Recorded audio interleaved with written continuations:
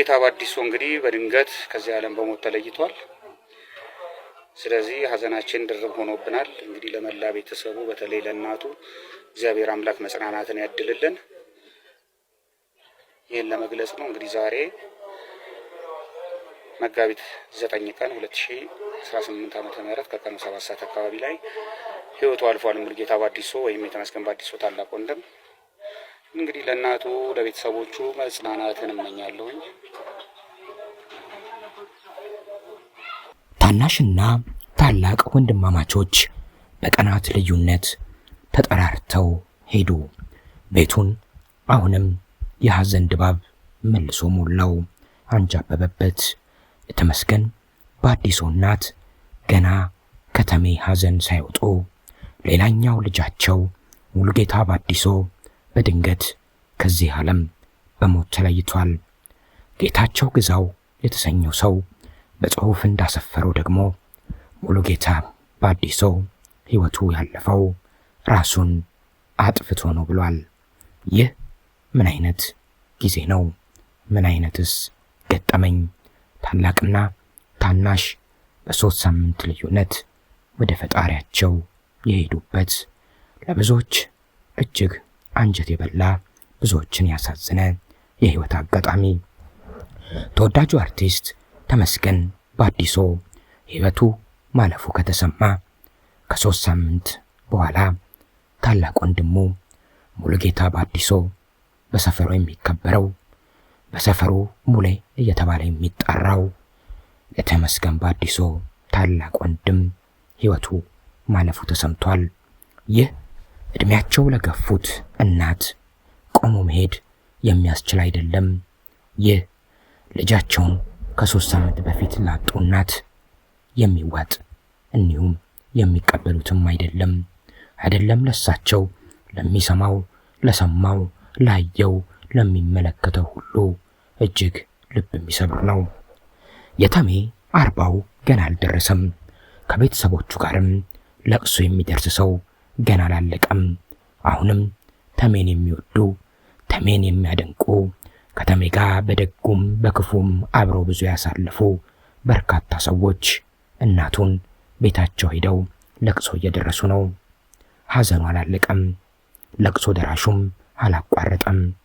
ጓደኞቹ በጓደኛቸው ተሜ ሞት ያልተቆረጡትን ጸጉራቸውንና ያላጩትን ጺማቸውን እንኳን ገና አልተቆረጡም።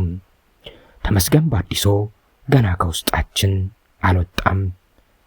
ነገር ግን ትናንት ቀን 7 ሰዓት ቤተሰቡም ጓደኞቹም ያልጠበቁት ነገር ታላቅ ወንድሙ ሙሉጌታ ባዲሶ ላይ ተከሰተ። ከዚህ ዓለም በሞት ተለየ።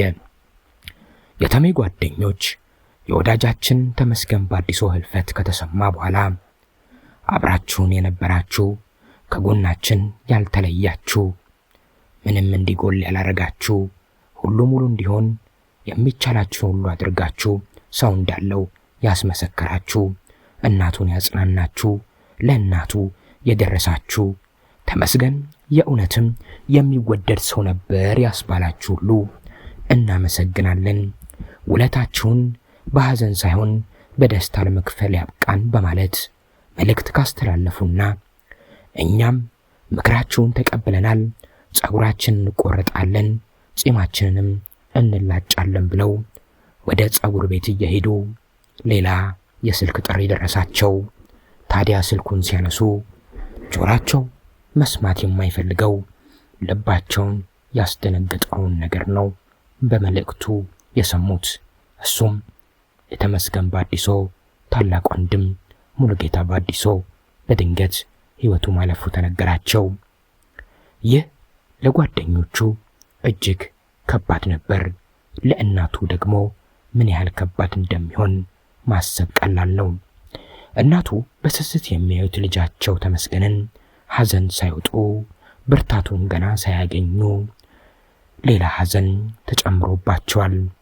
የሞቱን ዜናን በግልጽ የተሜ ወንድም የሞተው ራሱን አጥፍቶ ነው፣ እባካችሁ ተጠንቀቁ በማለት ያጋራው ጌታቸው ግዛው ነው።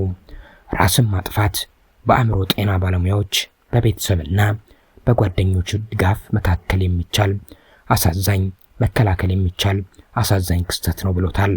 ዋና ዋና መከላከያ መንገዶችን ማወቅ አስፈላጊ ነው ሲል አስፍሯል። የማስጠንቀቂያ ምልክቶችም ምሳሌ ስለ ሞት ማውራት፣ መገለል እንዲሁም እንደ ድብርትና ጭንቀት ያሉ የአእምሮ ጤና ችግሮች በባለሙያ ማከም፣ የስነ ልቦና ምክር፣ ቴራፒ ማግኘትና አደገኛ ነገሮችን፣ መድኃኒት፣ የጦር መሳሪያን ማራቅ ናቸው ይላል። ዋና ዋና ራስን ለማጥፋት አደጋ የመከላከያ መንገዶቹም የማስጠንቀቂያ ምልክቶቹን መለየት ናቸው። አንድ ሰው ስለመሞት ምንም ዋጋ እንደሌለው ወይም ለሚወዷቸው ሰዎች መሰናበቻ የሚመስሉ ነገሮችን ሲያወራ በፍጥነት እርዳታ መፈለግ ይሻል ማለት ነው። የባለሙያ እርዳታ መፈለግና የአእምሮ ጤና ባለሙያዎች፣ የስነ ልቦና ባለሙያ ሳይካትሪስቶች በማማከር የመንፈስ ጭንቀት ወይም ስሜትን የመቆጣጠር ችግርን ማከም ግድ ይላል። የግንዛቤ ባህሪ ህክምና ማለትም በህክምናው አጠራም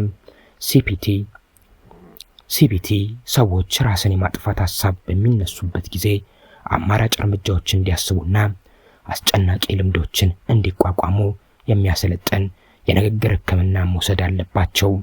የማህበራዊ ድጋፍም ተጠናክሮ መቀጠል አለበት። ተጋላጭ የሆኑ ሰዎችን ብቻቸውን አለመተው ማውራት፣ ስሜታቸውን ማዳመጥና ስሜታቸውን መካፈል፣ ከቤተሰብ ጓደኞች ጋር ያላቸውን ግንኙነትም ማጠናከር ያስፈልጋል። አደገኛ ነገሮችንም ከነሱ አካባቢ ማስወገድ ነው። ራስን ለማጥፋት ሊያገለግሉ የሚችሉ የጦር መሳሪያዎች፣ መድኃኒቶችና ጸረ ተባይ መርዞች የመሳሰሉትን ከነዚህ ሰዎች አቅራቢያ ማራቅ ያስፈልጋል። እንዲሁም ዋናው ተስፋ መፍጠር ነው። ችግሮች ጊዜያዊ መሆናቸውንና እርዳታ ማግኘት እንደሚቻል ማሳወቅ። አንድ ሰው አፋጣኝ አደጋ ላይ መሆኑን ከጠረጠሩ በአቅራቢያው ወደሚገኝ ሆስፒታል ወዲያውኑ መውሰድና የአደጋ ጊዜ ስልክ ቁጥርን መጠቀም የሐኪሞች ምክር ነው። አዎ፣ ይህ ሆኖ በቅርቡ ከ3 ሳምንት በፊት በሞት የተለየን የእውቁ ጋዜጠኛ አርቲስት ተመስገን ባዲሶ ታላቅ ወንድም ሙሉጌታ ባዲሶ ሆስፒታል ቢደርስም መትረፍ አልቻለም። ነፍሱን ፈጣሪ በገነት ያኑረው። ለቤተሰቡም በእርግጥም ወር ባለሞላ ጊዜ ውስጥ በሐዘን ላይ ሐዘን እጅግ ከባድ ቢሆንም ፈጣሪ መጽናናት እንዲሰጥ እመኛለሁ ብሏል። ተመስገን ባዲሶ ህዝብ ሁሉ የሚወደው፣ ህዝብ ሁሉ የሚሳሳለት፣ በደጉም በክፉም ጊዜ ከብዙዎች ጋር የቆመ፣ አንድም ቀን ለራሱ ሰስቶ የማያውቅ ሰው ነው። ታዲያ አሁን ታላቅ ወንድሙ ሙሉጌታ ባዲሶ ህልፈቱ ሲሰማ በርካቶች እንደ ተሜ ሁሉ አንጀታቸው ቆስሏል፣ ልባቸው ተሰብሯል፣ እንባ በዓይናቸው ሞልቷል። እንደተባለውም ራሱን አጥፍቶም ከሆነ ይህ በምን ምክንያት ሊሆን ይችላል? ተሜን በመናፈቅ ወይስ ደግሞ ሌላ የአእምሮ ጭንቀት? ነገር ግን አሁንም በርካቶች ራሳቸውን በማጥፋት ከዚህ ዓለም እየተለዩ ነው። ጓደኞች፣ ቤተሰቦች፣ አጠገባችን ያሉ ሁሉ ምን እያደረጉ ነው? ሰዎችን ከዚህ ለመፍታት ከዚህ እኩይ ተግባርና ከዚህ ህይወትን ከሚያሳጣ እጅግ አደገኛ ነገር እንዴት ማራቅ መቻል ይቻላል የሚለው ሐኪሞች በብዙ ይመክሩበታል። ለተመስገን እናት እንዲሁም ለቤተሰቦቹ መጽናናትን ተመኘን።